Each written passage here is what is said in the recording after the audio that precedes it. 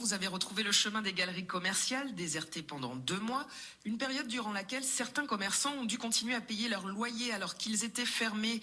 Les bailleurs étaient pourtant invités par le gouvernement à annuler 3 mois de factures, mais tous n'ont pas joué le jeu. À Bordeaux, constate la députée bordelaise Catherine Fabre, et elle alerte, certains commerçants sont au bord de l'asphyxie. Laetitia Eveline. Certains m'ont dit qu'ils voulaient se suicider. Le président de l'association de la Galerie des Grands Hommes à Bordeaux est très sombre. Si les foncières ne font pas de gestes et rapides, il va avoir vraiment une nuée de dépôts de bilan vraiment impressionnante. Les dépôts de bilan, Bruno Tripon estime qu'il y en aura entre 20 et 30% dans un an lorsqu'il faudra rembourser les prêts à l'État. Aujourd'hui, on s'est déjà réendetté, nous, à hauteur de 300 000 euros. Dans les 5 années qui vont arriver, est-ce qu'on va être capable de les payer? C'est ça notre question. Dans sa boutique à Mériadex, ce gérant se bat pour pouvoir garder ses 10 salariés. On a subi dans le passé des crises importantes avec les Gilets jaunes il y a à peine un an et demi.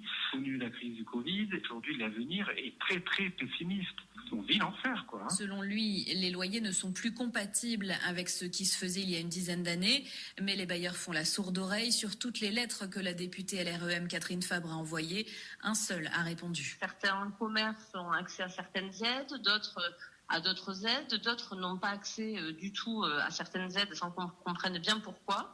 Et également d'une foncière à l'autre, c'est pas forcément la même réponse qui est apportée. Face à ces disparités et à la détresse des commerçants, Catherine Fabre envisage de saisir la médiatrice des entreprises auprès du ministre de l'économie. Le reportage France Bleu Gironde de Laetitia Eveline a noté que certains bailleurs jouent tout de même le jeu. C'est le cas de Citreus à Bordeaux-Lac qui a annulé tous les loyers dès le début du confinement. Les autres foncières contactées par France Bleu Gironde n'ont pas répondu ou pas souhaité s'exprimer.